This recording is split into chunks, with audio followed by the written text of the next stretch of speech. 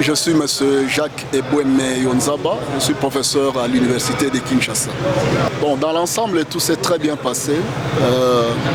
Je félicite particulièrement son Excellence, M. le ministre d'État, ministre du portefeuille, pour ce genre d'initiative et surtout la pertinence de ces interventions. Le pays est ce qu'il est, les constats ont été faits, mais maintenant, il faudrait que les résolutions soient appliquées, les recommandations soient appliquées pour que le pays se redresse. C'est notre pays, nous n'avons pas un autre pays, il faut y aller. On ne peut pas manger les omelettes sans casser les œufs. Il faut y aller. Non, à un moment, il faut savoir s'arrêter.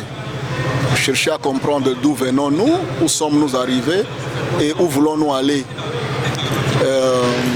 C'est vrai, on réfléchit et on ne peut pas refuser de réfléchir. Nous devons continuer à réfléchir, mais surtout ce qui compte, c'est poser des actes qui peuvent améliorer la situation. On a tout entendu, la sanction manque. L'homme qu'il faut à la place qu'il faut parfois fait défaut. Mais tout cela, il faut s'arrêter et prendre de bonnes décisions.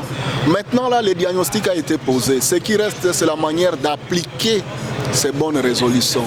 Et là, personne ne peut dire ça marchera totalement ou ça va carrément échouer. Ça marchera parce qu'il y a quand même des personnes qui sont là, qui travaillent pour que les choses marchent et ça va marcher. C'est le cas du ministre du portefeuille. Il est déterminé, il a donné des exemples déjà de sa bonne foi dans ce qu'il est en train de faire. C'est le cas du ministre de la Justice. Donc si on doit continuer dans cet élan, les choses peuvent changer et il y a des raisons d'espérer. Ne doutons pas, les choses iront de mieux en mieux dans les jours à venir, pourvu qu'on y mette du sérieux dans ce qu'on venait d'arrêter ici, en termes de recommandations ou en termes de résolutions carrément. C'est une grande partie de la population qui a été là pour réfléchir.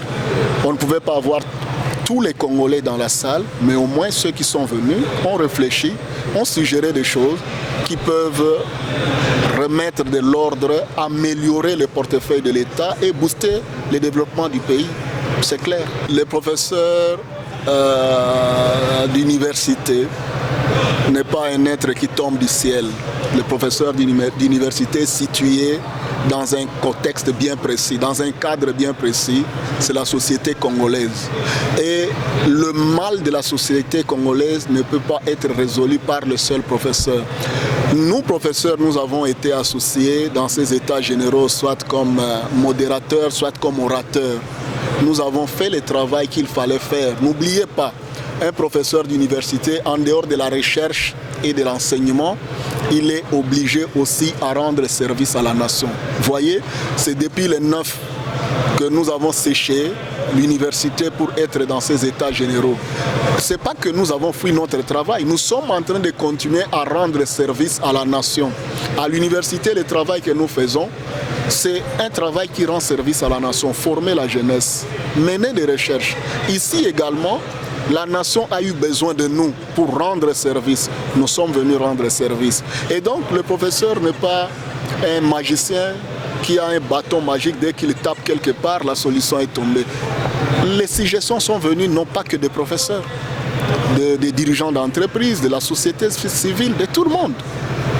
Et donc, maintenant, il appartient aux autorités que nous avons de mettre en place des stratégies, de pouvoir appliquer ce qui venait d'être décidé et le pays ira de l'avant.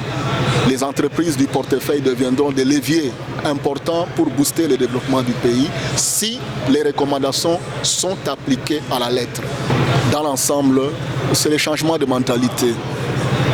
C'est le changement de mentalité. Tant que nos membres de famille attendront de nous dès que nous sommes nommés à un poste de responsabilité de détourner l'argent de l'État, sinon on vous appelle en lingala Yuma. On ajoute Yondo Gobo. Il faudrait qu'il y ait aussi pas des états de lieu, mais au moins de moments de réflexion pour voir qu'est-ce que la famille peut donner aujourd'hui, qu'est-ce que l'Église peut donner. qu'est-ce que l'école peut donner comme nouveau type d'homme congolais? Sans cela, il y aura du mal à appliquer les recommandations, parce que les recommandations, ce sont les hommes qui doivent les appliquer. Les lois qui existent là, les lois ne vont pas s'appliquer d'elles-mêmes. Les recommandations faites ne vont pas s'appliquer d'elles-mêmes. Il faut qu'il y ait des hommes, des femmes déterminés à appliquer la loi, déterminés à appliquer ou à faire appliquer les recommandations de ces états généraux. Et donc, la responsabilité nous incombe à nous tous. Ce n'est pas une catégorie de personnes, non pas qu'à des dirigeants ou à des dirigés. Nous tous, nous avons participé à la destruction de notre pays, mais à des degrés différents. Mais maintenant, il faut savoir s'arrêter et dire où allons-nous? Que deviendra ce pays dans 30 ans, dans 50 ans?